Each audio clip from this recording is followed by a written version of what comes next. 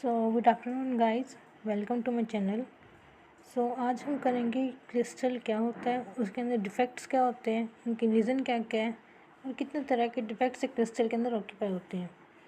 ये जो टॉपिक है ये आप BSc chemistry, BSc physical science, MSc chemistry and MSc physics चारों में इम्पॉर्टेंट है, तो थोड़ा ध्यान से देखते हैं। सबसे पहले कि व्हाट इज़ क्रिस्टल। क्रिस्टल होता क्या है? क्रिस्टल एक ऐसा सॉलिड मटेरियल होता है जिसके अंदर कोई भी एटम्स, अब हमें पता है कि कोई सॉलिड मटेरियल है, उसके अंदर एटम्स भी हो सकते हैं, आयंस भी हो सकते हैं, मॉलिक्यूल्स भी हो सकते हैं।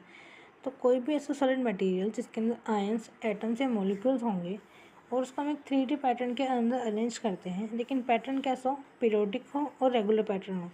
पीरियोडिक और रेगुलर का मतलब क्या है कि अगर आपने सपोज कि आपके पास एक आयनिक सॉलिड है NaCl का, आपने फर्स्ट Na का एटम रखा, फिर Cl का, फिर Na का, फिर Cl का, फिर Na का, Cl का। This is your first series.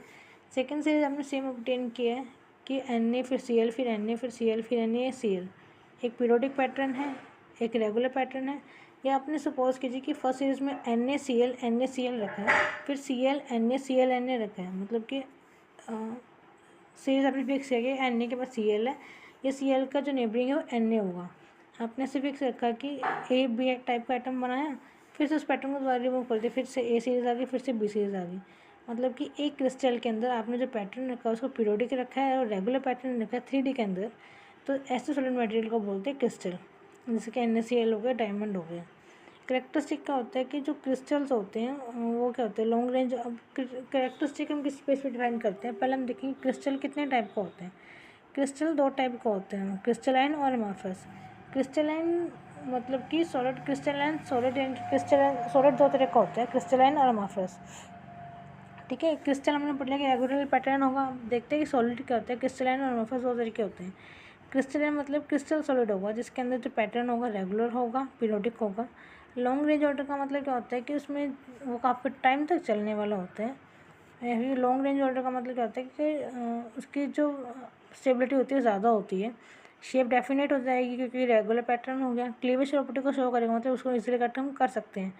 Anisotropic होगा, मतलब कि चारों मीडियम उसके उसके हम किसी डायरेक्शन में से अगर उसको हम देखें तो जो प्रॉपर्टीज होगी डिफरेंट है, क्योंकि आपने उसको रेगुलर पैटर्न में अरेंज किया है। तो आपने सपोज कीजिए आपने डायगोनल एक्सिस के अराउंड देखा, तो कहीं पे Na आएगा, कहीं पे Cl आएगा, कहीं पे Na आएगा, कहीं पे Cl आएगा, तो एनाइसोट्रॉपिक नेचर का हो जाएगा। यूनिट सेल को डिफाइन करता है और क्या करेगा, ये इसका जो मेल्टिंग पॉइंट होगा शार्प मेल्टिंग पॉइंट होता है। ये करेक्टरिस्टिक होती है क्रिस्टल एंड सॉलिड की या क्रिस्टल के होते हैं। वहीं दूसरी तरफ हमारे पास इसका बिल्कुल